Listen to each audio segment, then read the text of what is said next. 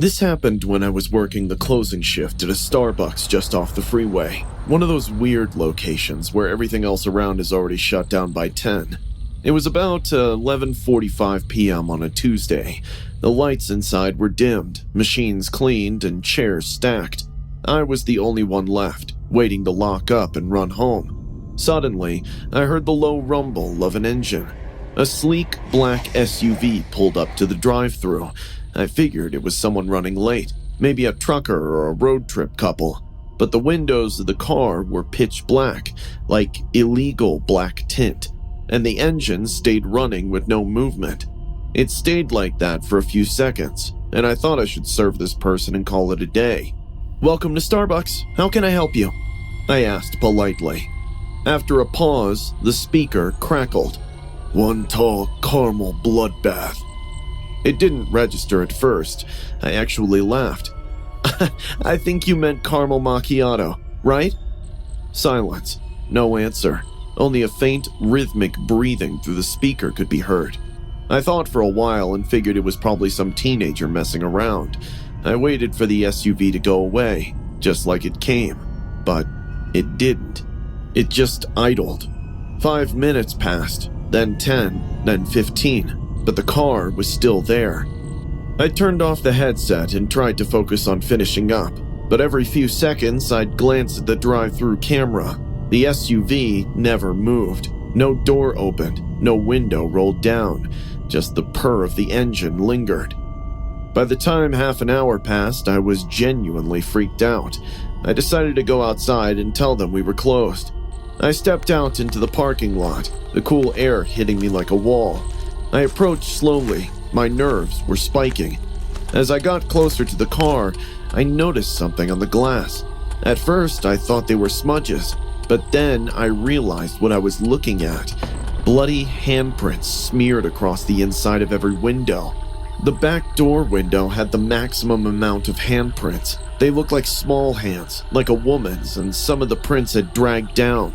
I was trying to make sense of all of that when all of a sudden, the SUV's tailgate popped open with a heavy thud. I immediately jumped back. My eyes went wide in shock and fear. I could feel the veins in my head boil up. There was a woman, bound in zip ties, duct tape across her face. Her body was covered in bruises. Her hands had no fingers. Her mouth was open in a scream, and her tongue had been cut out. She looked at me, eyes wide, tears streaming down her face. Never in my worst nightmare did I expect to come across a sight like that. She tried to say something, but the SUV's driver's side door opened, and a man stepped out. He was massive. He wore a long, dirty coat. His face, I'll never forget that face. He had a real human face stitched to his skin. Blood was streaming down his neck because of the poor surgery he performed on himself. You could literally see the seams. The lips were jagged and too wide. The eyes were black holes behind thin slits. He screamed at me, "Where's my order?" Before I could react, he grabbed my collar and yanked me toward the drive-thru window.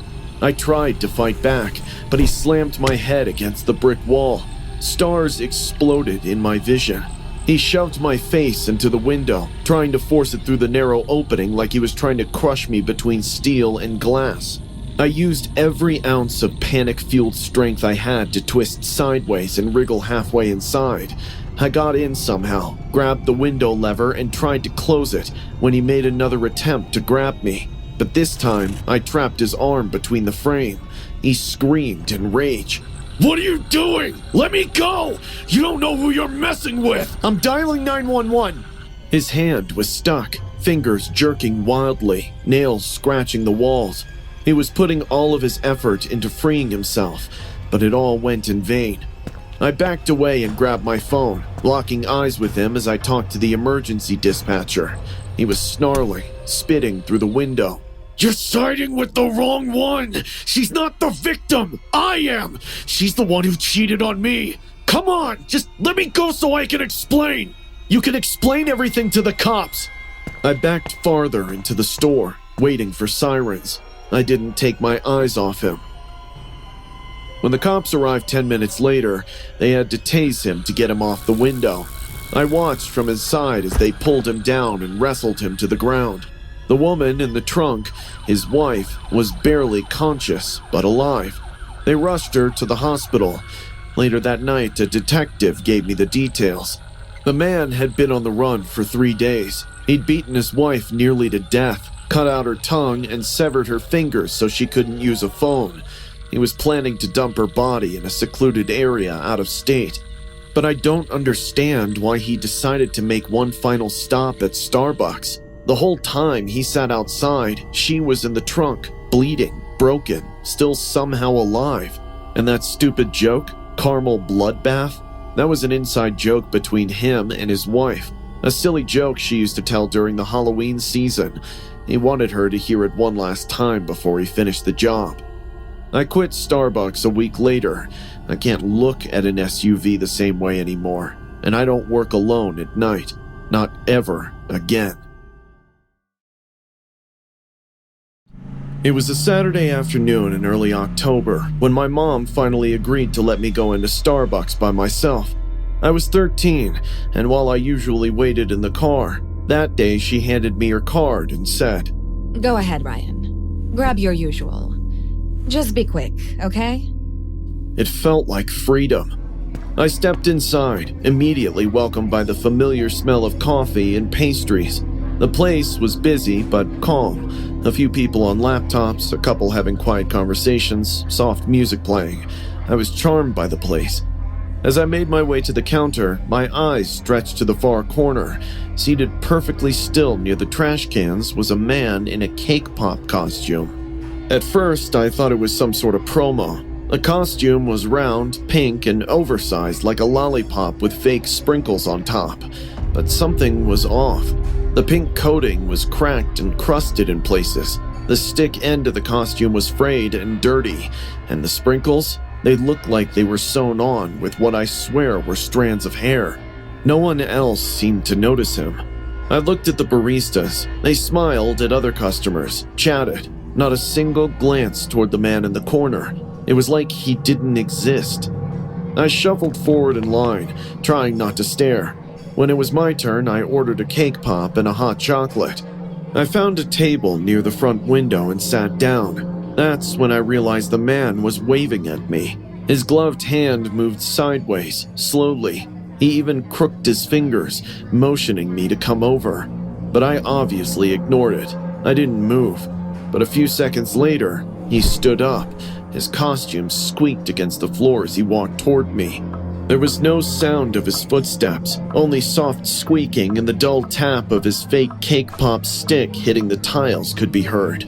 He crouched beside my table and leaned in to talk. His breath smelled like moldy sugar. "I've got a secret menu," he whispered. "Want to try the real flavor?" I nervously laughed and shook my head. "No thanks, I'm good." He stared. His eyes were freaky, a little yellowish tint with red veins popping around the eyeball. It felt like he was staring into my soul. He slowly reached into the side of his costume and pulled out a small cake pop wrapped in wax paper. "This one's special," he said, placing it on the table. "Limited edition, for good boys only." I nodded slowly, not saying anything back. He patted my head like I was a dog and turned around, waddling back to his corner. I grabbed the treat and bolted out as soon as my name was called for the order. I didn't look back. By the time I got in the car, I had calmed down a little. I didn't tell Mom, because I'm not a toddler, and I didn't want to miss out on opportunities to do things on my own. I shrugged it off like it was some awful dream. When we got home, I went straight to the backyard with my hot chocolate and snack. I sat near the garden, unwrapping the cake pop I had ordered and placing the weird one beside me on the grass. I was enjoying the Starbucks cake pop when a stray cat wandered in. He was small, dirty, and missing part of an ear. This wasn't the first time I had seen him in the neighborhood. I broke off a piece of my regular cake pop and tossed it to him. He sniffed it, then looked at the one sitting in the wax paper. I thought this was the right way to find out what that man gave me, so I tossed the suspicious cake pop to the cat. Deep down, I prayed it to not be poisonous, because I didn't want to kill the poor cat. After a second, the cat started licking the odd Cake Pop's candy coating. As it licked, I could see joy in its eyes, like he had found his taste. Just when I was thinking the person did give me a tasty treat, which I fed to the cat, I noticed something weird. As the candy layer melted under the cat's tongue, something wet and shiny peeked through. The cat licked again, harder this time. Suddenly, a flap of pink icing peeled off, and beneath it rested an eye. I'm not sure if it was a human eye or an animal one, but it still had veins and flesh stuck on it like it had been ripped out with force. I screamed and kicked the thing. The cat hissed and ran away. I stared at the deformed candy lying in the grass. The candy coating had fallen away, revealing bloodshot veins and part of a pale socket. Running back inside my house, I told my mom everything. At first, she didn't believe me. Then she saw how pale I was, how my hands wouldn't stop shaking. She called the cops. They came that night and took the eye with them.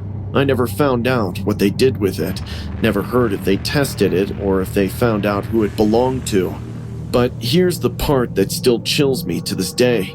A week later, I overheard my mom on the phone with somebody. She thought I was asleep. She said the police reviewed the Starbucks security footage. The man in the Cake Pop costume never appeared on the camera. Not once. Just me, ordering, waiting, sitting. And then I ran out, like I saw a ghost. They searched the store, the alley, and even the trash bins. No costume, no man, no evidence. But a few days after that, a news report came out. 2 children from a nearby town are missing. The only clue found at the scene? A Cake Pop stick left on the windowsill of one of their bedrooms, blood on the end. There was a human hair tangled in the candy coating. I haven't eaten a Cake Pop since. Every now and then when I walk by a Starbucks, I still glance inside, just to make sure he's not sitting in the corner.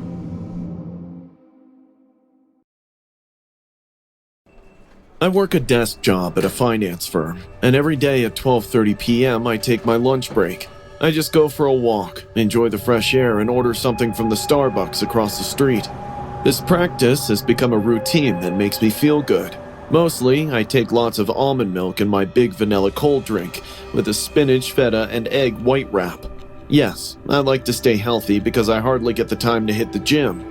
Anyways, this routine was continuing smoothly until last Wednesday. When I walked into the Starbucks, I found the barista had already prepared my order, and it was ready on the counter. I was pleased to see that for once. The staff had spelled my name right. I paid, and just as I was about to grab my food, I heard a voice from behind. It was the voice of a male in his late 30s. The man said, "Hey, I'll have what she's having." I turned around and saw this tall guy in worn-out jeans and a pink hoodie that was all creased up. He looked odd. His rough beard hinted that he hadn't shaved in a while. I wondered if he had bathed in days because a reeking smell hit my nose as soon as he got closer. And above all that, his smile creeped me out because it never reached his eyes. He kept staring at me. I frowned and turned away, thinking it was just a malicious attempt to pick me up. As I walked past him, he said something that made me very uncomfortable. You smell like fear and cinnamon." I didn't answer. I left right away, quickly. There weren't many people in the parking lot outside. When I opened the door to my car and turned the corner, I saw him again. The same man was now standing 5 feet away from me with 2 brown paper bags in each hand. He didn't say anything, just had his head tilted like a curious dog and watched. Then he yelled, "Don't be scared, you have such lovely skin!" And they started smiling. I was so stunned that for a minute my body forgot to respond to this upcoming threat.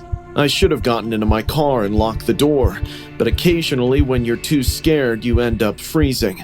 Your mind stops thinking straight, and you just surrender to danger, thinking you've no way to survive. That's exactly what happened to me. I could see him walking towards me. My body screamed. Get in! He's coming! But I couldn't move. I could feel my palms sweating and my legs numbing as he looked me in the eye and kept coming closer. When he was just inches away, I heard a car horn from a distance. I sprinted into my car and locked the door. I was shaking while trying my best not to cry. He crouched down to my window and said, "I'm not gonna hurt you. I brought you a gift." I screamed at him. Leave me alone!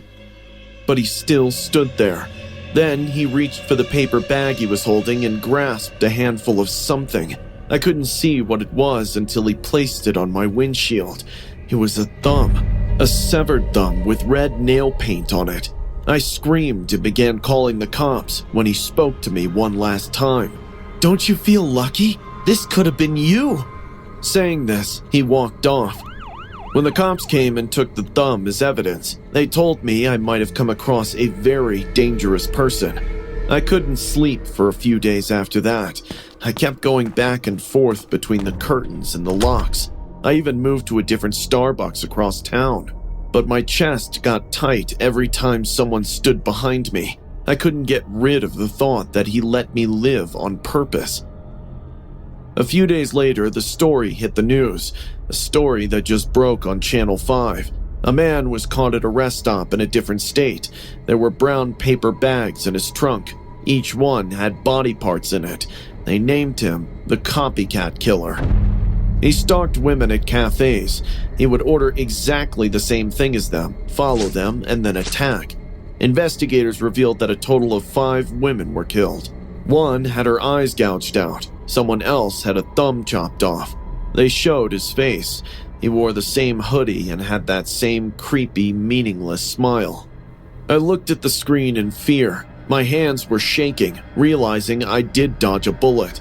Watching his remorseless face was enough to make me stay home for a week, but the end of the news story was what petrified me. Authorities believe he had selected his next victim, but for some unknown reason, he did not harm her. He had my drink in his car with my name printed on it. I should have been dead that day, but then why did he let me go? The nightmares haven't gone away to date. His voice keeps roaming in my head. "You smell like fear and cinnamon." I tried to make sense of it, but nothing comes to my mind. The police say he never brought me up while being questioned. Even if they asked him about me, he would just smile. I sometimes wonder if letting me go was just part of his plan, like a shooter leaving one deer alone so it can remember and tell the tale of horror. Since then, I've moved. I even changed my name, but I still want that vanilla cold brew every once in a while. I drive an hour to get there, pay cash, and never use the app. I just hope he stays behind bars forever, because I don't think I'll be lucky twice.